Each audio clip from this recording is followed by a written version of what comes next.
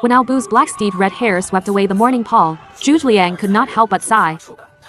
Alas, Albu! Why must heaven bring forth Liang? Ever since I encountered you, fate has surged tumultuously. Why does this red-hair steed always give this old man a strangely familiar feeling? Little did he know that many years ago, the Albu of old had already been replaced by you, a transmigrator. As you pondered all that had led you here, a messenger arrived in haste. My Lord Wen, last night Lady Diaochan entered the bridal chamber with Grand Preceptor Dong. Diaochan. Had it been the former Albu, he would surely have flown into a rage. But alas, I am a transmigrator. If Diaochan has been sullied by DongZhuo, what concern is it of mine? Yet counting the days, it should soon reach the moment of Albu slaying his foster father. Thinking thus, you sprang to your feet. Attend, go to the camp and summon General Gao Shun. Before long, a man clad in armor, with a steady and dignified bearing arrived. He was none other than the most loyal and the most tragic of Albu's generals. Gao Shun looked upon the famed commander before him, his eyes shining with delight. In history, it was this peerlessly loyal man who accompanied Albu to the very end. Such a worthy general, how could he be allowed to repeat that fate? Under Gao Shun's stern gaze, you placed an arm upon his shoulder and led him into the study within the manor. Inside the study, Gao Shun suddenly sprang from his seat. Assassinate DongZhuo? Lord Wen, are you in earnest? After a moment, Gao Shun calmed himself and spoke his concern. If your lordship harbors such ambition, it is truly for the people under heaven. Yet once the traitor Dong dies, the chaos of Chang'an will fall to men like Li Ju and Guo Si. They may well raise troops amid the turmoil in the name of vengeance. Then he took his seat again. The one who first lifts the banner may become the target of all. So you mean, this deed must bear a righteous cause, and someone must share the burden? Your lordship is wise. Without the mantle of righteousness, to strike alone would not only make us the enemy of all, but also earn the curse of thrice betraying slave. The words struck deep. Yet when Gao Shun finished, he found you not angered, but nodding in agreement. Gao Shun boldly continued. If we could obtain an imperial decree and join hands with the minister Wang Yun, a great pillar of the court, then it would be a righteous purge of a traitor, justified and honorable. You instantly understood. In history, you indeed allied with Wang Yun. Slaying DongZhuo would be easy enough, but the chaos that followed was hardly something a modern man could settle. Your admiration for Gao Shun's foresight deepened. I will handle that matter. The reason I summoned you is for something far more important. Once DongZhuo is slain, Chang'an will fall into turmoil. I intend to lead our brothers forth and carve out a realm of our own. Gao Shun trembled with excitement at your words. He had long felt that Chang'an was a vortex of power, not a place to linger. My Lord Wen, where do you intend to go? You replied, to General Lu's lands far from the sun of heaven's reach. The land is fertile, enough for us to prosper quietly. What you did not say was that Lu Jiang also held the famed Kiaos of Jiangdong. Gao Shun at once knelt on one knee. This humble general shall clear the path for Lord Wen, and would face 10,000 deaths without regret. You stepped forward and helped him rise, clapping his shoulder heavily. In the coming turmoil, take my 3,000 iron cavalry and your 800 elite troops, escort my family, and hasten to Antian County. My kin I entrust to you. This general shall not fail your command. After sending Gao Shun away, you felt greatly relieved. For men as loyal as Gao Shun, sharing a great cause was worth more than gold. Now it was time to settle your family. You walked straight to the bedchamber. Through the window, two figures, one large, one small, came into view. The elder was naturally your wife, Lady Yan, and the smaller your beloved daughter, El Linky. Thinking of the former Albu's lustful nature, abandoning such wife and child, while coveting another man's Diaochan, left you utterly speechless. At that moment, Lady Yan was guiding Linky, teaching her to write, while the little girl, with a pitiful face, looked as though life itself had lost meaning. Your gaze fell upon your wife, Lady Yan. At 26, she was in full bloom, married at 14, bearing a child at 15. Something unthinkable in modern times, yet truth be told, you still felt somewhat uneasy toward her. In history, it was this woman's pillow talk that caused the former Albu to miss his chance, ending in defeat and death. Though the blame also lay with the former Albu, the grudge had already formed. Yet when you thought of your adorable daughter, the thought vanished at once. You pushed open the door. Lady Yan immediately rose. My husband. With that breathtaking face. You were momentarily stunned. That voice, that beauty. Truly extraordinary. In an instant, history and pillow talk were cast beyond the clouds. This wife was worth keeping. Little Linky rushed into your arms like a savior had appeared. Father, I don't want to write. Father, can you teach me martial arts instead? Feeling the little bundle in your arms and seeing your beautiful wife beside you, your heart warmed. Well then, since I occupy this man's body, his wife and daughter I shall raise well. You spoke silently to the former soul. Rest in peace. You rubbed your daughter's little head. Father is busy these days. But in a few days I'll take you out to play. Really? We're going out? Linky instantly sprang back to life. Her eyes sparkled brightly. Mother and daughter laughed together in harmony, yet beside them, a trace of unease flashed in Lady Yan's eyes. Subtle yet perceptive, truly a woman capable of controlling the former Bu. Her instincts were frighteningly sharp. You had spoken only casually, yet she instantly caught the hidden meaning in your words. You gently pressed your daughter back into her seat. Be good and keep writing. I need to speak privately with your mother. The little girl grinned knowingly as if to say she understood. You took Lady Yan's warm, slender hand and led her inside, closing the door behind you. My husband, will something great happen in Chang'an? You thought to yourself that this woman was indeed clever. No wonder the former Bu had been wrapped around her finger, but unfortunately for her, you were no longer that love-struck Bu. You quietly withdrew your hand from hers and turned your back. Your voice was calm yet carried unquestionable authority. In the next few days, quietly pack our things. When Gao Shun arrives, leave with him at once. Do not ask, and do not hesitate. Remember, tell no one. Your tone suddenly turned stern. Otherwise, I cannot guarantee your safety or Linky's. Lady Yan's heart trembled slightly.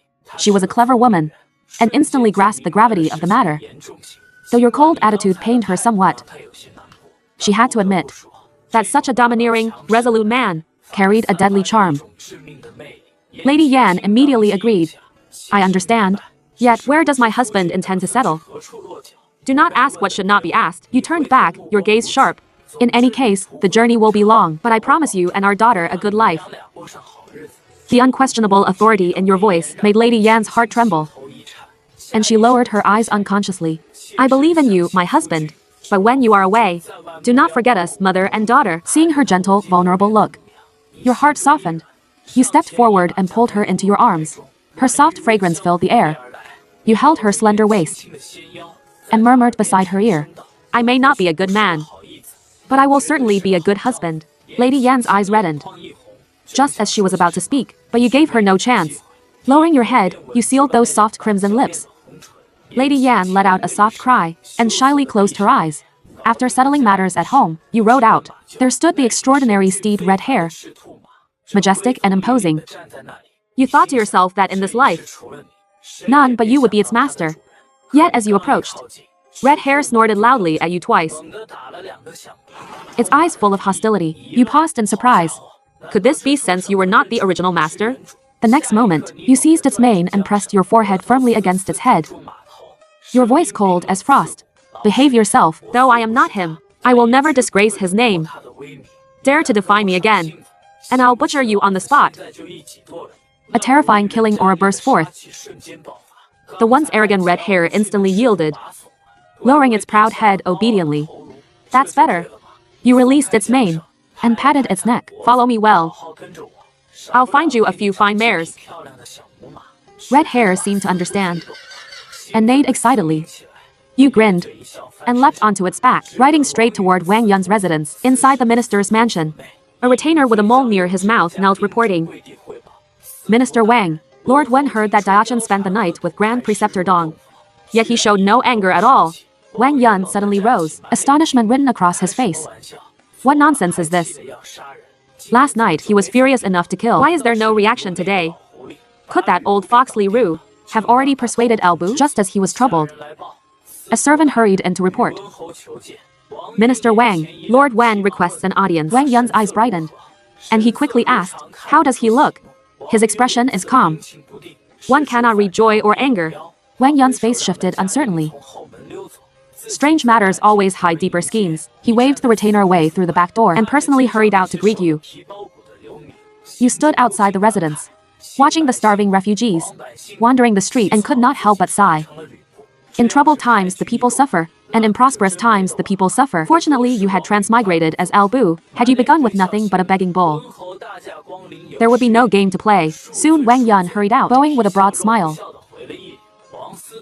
Lord Wen honors my humble residence. Forgive me for not welcoming you sooner. He replied with a faint, insincere smile. Minister Wang, I come with a matter to discuss. Wang Yun's heart skipped a beat, and he quickly invited you into a secret chamber. This place is absolutely safe. Lord Wen may speak freely. You glanced around the chamber.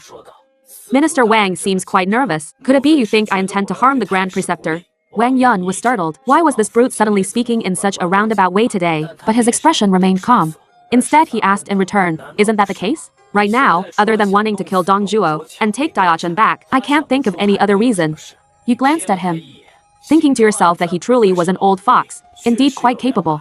Since he had seen through you, you stopped pretending, and cupped your hands in salute. The one who understands me is the minister. I came precisely for the matter of that traitor Dong. Upon hearing the words, traitor Dong, the heavy stone in Wang Yun's heart finally dropped. But this scheme of sowing discord had worked rather quickly. Or perhaps you had already planned this long ago, and Diaochan was merely the fuse. Before he could think further, you continued speaking. I'll help you kill the traitor. But you must agree to 3 conditions. A gleam flashed in Wang Yun's eyes. He stroked his beard. Go ahead and let me hear them. To kill the traitor, I must have an imperial decree, so that I may strike him down legitimately. Wang Yun nodded. That is only natural. Second, after the matter succeeds, appoint me governor of Lujiang. Wang Yun looked somewhat puzzled. That place is extremely far from Chang'an. Why not remain in the capital and assist the emperor together with me? You laughed lightly. I'm just a warrior. I can't handle all the twists and schemes of court politics. Besides, once DongZhuo dies, the regional lords will lose their common enemy and will surely start fighting each other. If I lead troops to the provinces, I can also intimidate those ambitious warlords. What does the minister think? Wang Yun pondered briefly and nodded. I will report this to His Majesty, given such merit. I believe His Majesty will not refuse. No need to wait for afterward, you said. When the decree to punish the traitor is issued, include my appointment in it. If the court grants me the title first, I'll have even more motivation to kill the traitor. Wang Yun frowned slightly, but soon relaxed. Yes, this was the familiar, greedy Albu. That felt right. To eliminate DongZhuo. What was one governorship? I will report this together to His Majesty. You smiled in satisfaction. Then stated the third condition. When I leave, I will take 3,000 Bingzhu cavalry with me to escort my family to the new post. After all, in a new territory, without some troops, it would be hard to maintain authority. Wang Yun agreed without hesitation. The Bingzhu cavalry were originally Albu's core force anyway, and only in his hands could they unleash their full strength. Besides, 3,000 men could not stir up any great trouble. After DongZhuo's death, smiling, he probed, after DongZhuo dies, my daughter Diaochan will be left alone. How about marrying her to you then? But the moment you heard the name Diaochan, your brows furrowed. You refused outright. My love life has just suffered misfortune. I'm exhausted in body and mind, and need peace, so I won't trouble myself. If there's a chance later, we'll talk then. Wang Yun's eyes widened instantly. Was this still that greedy and lustful Albu? He knew Diachan's beauty better than anyone. Just days ago you were utterly infatuated. Now you wouldn't take her even for free. Then why kill DongZhuo? Surely not just to support the Han court. Wang Yun was completely baffled. From the retainer's report to the conversation just now, he felt the man before him was entirely different from the reckless and impulsive fool before. When someone suddenly changes, there's likely a mastermind behind it. Wang Yun sighed inwardly. If he had known you had such foresight, he wouldn't have sacrificed Diaochan back then. Sending such a treasure to the pig was truly a waste, but thinking again, Diachan's sacrifice might have been the crucial spark that ignited everything. With that thought, he felt a bit relieved. The two of you then spent over an hour more, carefully discussing the details of assassinating DongZhuo. Seeing the sky growing late, you took your leave and headed straight to the Grand Preceptor's residence. Watching your departing back, Wang Yun's face was full of excitement. Kill DongZhuo, restore the Han, a merit to last 100 generations. Now he only awaited your good news. You arrived at the Grand Preceptor's gate, guards standing everywhere, their killing aura fierce. Even you felt a slight chill. But, thinking of your current identity and strength, You quickly calmed down, handing red hair and the halberd to the guards. You walked in casually. As DongZhuo's adopted son, you could come and go here freely. You headed straight to the bedroom. At the door lay a fat figure, like a mountain of flesh, sprawled there, with attendants serving him. This was the tyrant who shook the realm, DongZhuo. And among the maids, one figure stood out. Skin like snow, a peerless face, like a fairy descended to earth. The most beautiful woman of the Three Kingdoms, truly lived up to her fame. Who wouldn't be dazzled by such beauty? Even your wife Yan beside her would seem like a firefly compared to the bright moon. No wonder the former host was utterly bewitched by her. But at this moment you only felt a headache coming on. Especially when you saw Diaochan facing that mountain of flesh, smiling sweetly and charmingly, looking utterly blissful and affectionate. The spark of heat in your heart instantly cooled by half. What is there to miss about a mere chess piece? You withdrew your gaze and walked before DongZhuo, clasping your fists in salute. Your son greets father. DongZhuo was in a good mood. Xuyên, you've worked hard, sharing your father's burdens. It is only a son's duty, you replied humbly. Just then your peripheral vision glanced toward Diaochan. The smile on her face was gone. Instead she raised her brows and secretly cast you a flirtatious glance. Yet you pretended not to see it, your eyes even flashing a trace of undisguised disdain, without any concealment. Diaochan froze for a moment. An inexplicable irritation surged in her heart. This man had once been madly infatuated with her. Why did he seem like a completely different person today? Now he could not even spare her a glance. DongZhuo, however, noticed none of this subtle change. He pulled Diaochan into his arms, his large hands roaming over her body freely, laughing as he teased Xuyên. How is the beauty of this concubine of mine? You did not glance sideways, and replied calmly. This lady is as beautiful as a celestial maiden, a fitting match for father's peerless renown. Ha ha ha, who knew my son could also speak such courteous words? DongZhuo burst into laughter. At the next moment, his eyes suddenly turned sharp. Did you learn that from Minister Wang? Your heart skipped a beat. So the matter of your visit to Wang Yun had reached DongZhuo's ears this quickly. This Chang'an truly was a place full of hidden eyes. There must be a spy in Wang Yun's residence. Fortunately, Wang Yun had already warned you. Your expression remained unchanged. You smiled calmly. Nothing can be hidden from father. Before coming here, your son indeed went to see Minister Wang to discuss the matter of abdication. What abdication? DongZhuo's eyes instantly widened like bronze bells. His face filled with excitement and wild joy. Yet he scolded sternly. You Xuyên dare discuss such matters with Wang Yun behind my back. Are you trying to rebel? Your son would never dare. You immediately knelt on one knee, explaining with feigned panic. This abdication naturally concerns father. Upon hearing this, DongZhuo's attitude flipped instantly. What does it have to do with me? I am utterly loyal to the Han dynasty. Hearing DongZhuo's hypocritical words, you sneered inwardly, yet continued to coax him aloud. Minister Wang observed the heavens at night and said the fate of the Han has run its course. To follow the example of the ancient sages and accept abdication to claim the throne, only then can the people of this chaotic age be saved. After a round of blatant flattery, DongZhuo finally could not hold it in. He burst into laughter, saying, my son, rise quickly. Your father was just making a joke. How could I doubt the loyalty of you and the minister? DongZhuo rubbed his hands and impatiently probed. Then when does His Majesty plan to ascend the throne? Minister Wang has already gone to court to meet the emperor. There should soon be a result. You spoke nonsense with a straight face. After all, DongZhuo now controlled the entire court. No different from the emperor himself, making him believe he would soon ascend the throne was simply too easy. Sure enough, DongZhuo believed it completely. Rubbing his belly cheerfully, he said, you may withdraw first. In the next few days, help your uncle Wang more. When I ascend the throne, you will not lack rewards. You clasped your fists and took your leave. As you left, you met Diachan's gaze again. Her eyes were full of affection, almost melting with tenderness. But you turned your head and left directly, without the slightest hesitation. Diaochan froze on the spot, watching your departing back. Her heart surged like stormy waves. How did this chess piece suddenly go out of control? If this continues, would father's grand scheme not fail? No, I must find a chance to test him. You had no time to care what Diaochan was thinking. Your mind was now full of another thought. To slip away at once to Lujiang and seize territory. Before Cao Cao had risen to power, you must quickly build your strength. After all, compared with the later Shu and Wu, Cao Wei was the most terrifying. Just as you were thinking, your arm was suddenly grabbed from behind. You turned around sharply and saw a man wearing a Liang crown, with a gloomy face staring at you. It was DongZhuo's son-in-law and chief strategist Li Ru. Before you could speak, Li Ru sternly shouted, well, Xuyên. How dare you plot against the Grand Preceptor?